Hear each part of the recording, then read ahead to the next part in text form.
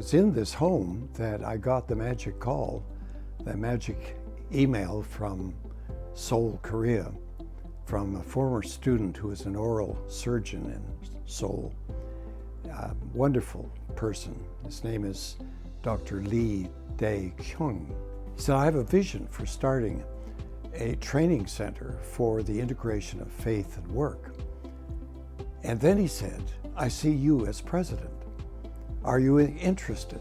My wife and I were praying when this invitation came, and we just felt that God put it in our hearts to do it. Many of us share Paul's heart for the marketplace and for the people who work in the marketplace.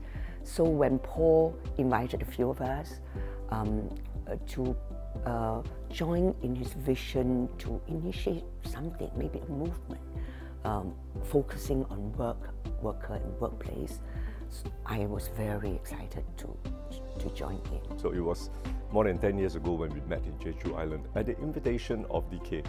And I think from the energy and the fellowship that came out from there, IMT, or the idea of IMT, was born. And then, because I was very, very ill, I almost died, the emergency physician at VGH that operated on me that night said, we don't know whether we can save your life tonight. Well, I made it, in case you didn't know. I made it the next day, and I was in hospital for 11 days. But I think the IMT board realized that my life was quite vulnerable. And they thought, this guy's gonna die on us, and we better get him on film, on video. So they actually raised $80,000 for a pretty professional film called Doing God's Business. It's been a magnificent asset for IMT because it's been translated now into, I think it's 6 languages.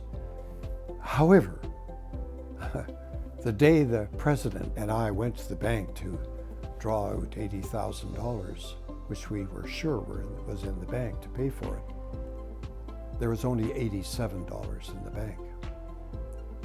And I knew exactly what had happened. The treasurer had embezzled the account.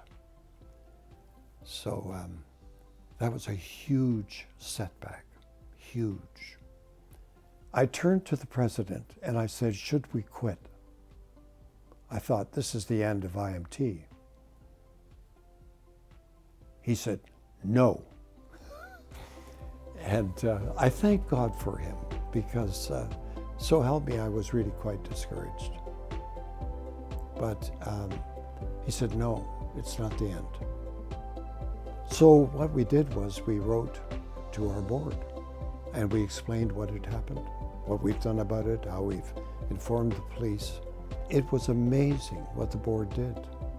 They raised the money again, twice. And so it's really a doubly blessed film. Another critical situation was when David Sason said, we are not training trainers. We're training people, but we're not training trainers. And that was critically important. And he said, we really need to start a fellows program, which is training trainers, a maximum of 12 people that we would meet with for a year. Southeast Asia region, as you know, comprises of 11 countries, right? And in a way, the workplace challenges are quite similar. So because of this, it is possible to contextualize theological teaching into the context of where they are and to answer the needs of this culture. We had a very good cohort in the first year. And then we stopped. I was really busy, Millie was also traveling, so we didn't do it the next year. But what was surprising was that the first cohort came together and says that they would like to carry on. Yeah, and then they actually helped to set up the second cohort, and now they are going into the third cohort. And I want to thank to the younger people that joined the team and became very excited about the need to do the fellowship in Southeast Asia. And we have this year, in the world, we have 20 fellows groups. We started with one, but we have 20 now, and more to come. So the biggest thing that I've been doing is looking back on the first decade and just seeing what has the Father done? What is, I call it the magic of IMT. What makes it so fruitful? What changes people's lives? What gives them their energy?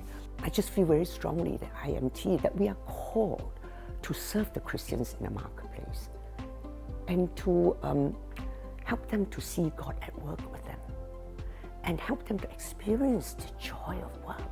For me personally, I'm really excited what the first generation had done. People like DK, people like Paul, and then the transition into the next generation of leaders. How do we sustain that? How do we keep that, the integrity, the quality, the DNA of IMT in our fellows program? How is that going to happen in Africa? How is it going to happen in Asia and in Brazil and the different regions? How do we invest to get people together and travel and train and be part of that so that the momentum gets sustained?